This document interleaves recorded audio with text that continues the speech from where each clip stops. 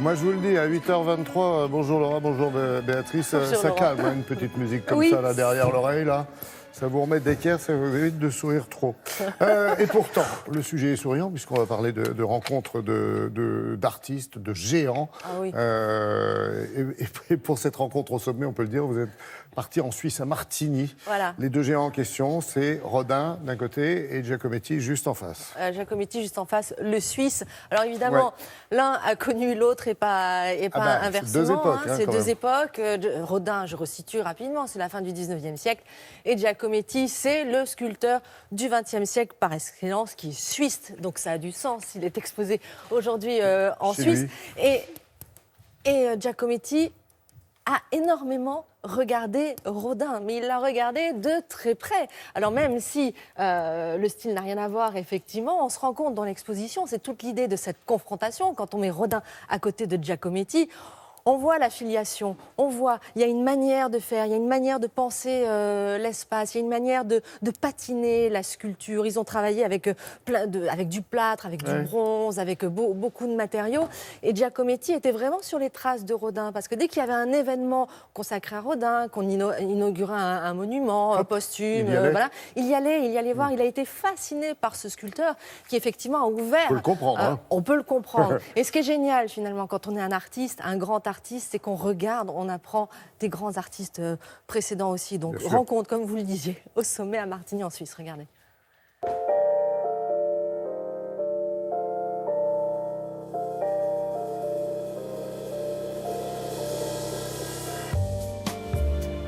Pour nous, c'est une évidence, une fierté d'exposer le plus grand sculpteur suisse du XXe siècle à côté du plus grand sculpteur français, Auguste Rodin, qui ouvre la voie à la modernité.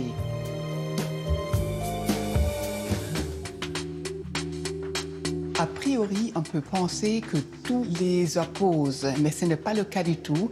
Ils ont beaucoup de choses en commun. Il y a déjà la question du socle. Rodin a volontairement créé des sculptures en renonçant totalement au socle ou carrément de créer des œuvres où le socle fait partie de l'œuvre. Pour Alberto Giacometti, c'est pareil. Le socle est indissociable de la sculpture. Vous avez souvent des socles qui sont démesurément grands par rapport aux minuscules figures pour augmenter l'illusion de l'espace.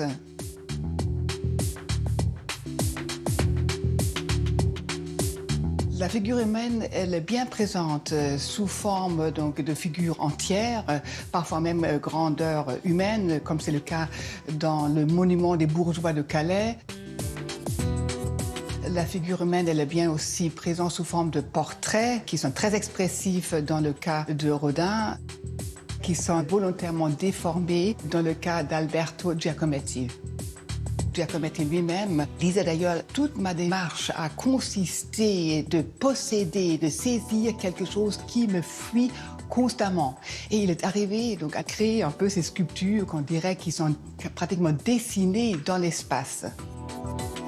Chez Rodin, les formes sont beaucoup plus massives, sensuelles, on peut dire aussi. C'est une sculpture qui est loin d'être académique, mais qui est extrêmement puissante et qui est marquée aussi par la sculpture de l'Antiquité.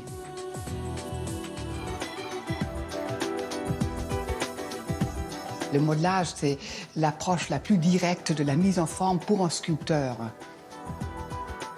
Le travail avec la main.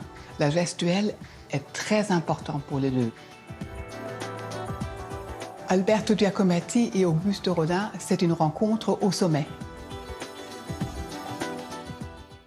Voilà, au sommet à Martigny, en Suisse, si vous avez envie de faire un petit tour dans le Valais. En plus, l'arrière-saison est magnifique en dehors de ça. Et à la Fondation Gianada, jusqu'au 24 novembre, vous pourrez voir cette exposition plutôt exceptionnelle. Quand on parle de Giacometti, il y a un lien avec ce photographe de mode disparu mardi dernier, Peter Lindbergh, l'Allemand, décédé à 74 ans.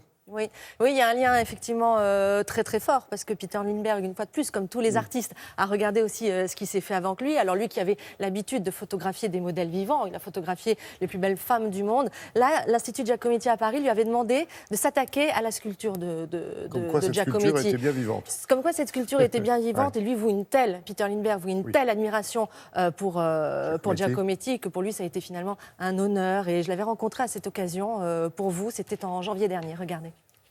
Au début, je disais toujours, le noir et blanc, ça transforme la vérité, quoi.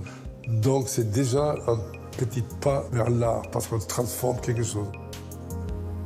10 ans plus tard, je dis, ah oui, noir, c'est beaucoup plus vrai, c'est une côté réel. Et donc ça, c'est toujours resté comme ça. Donc quand je fais noir et blanc, j'ai l'impression que j'ai fait quelque chose qui est vrai.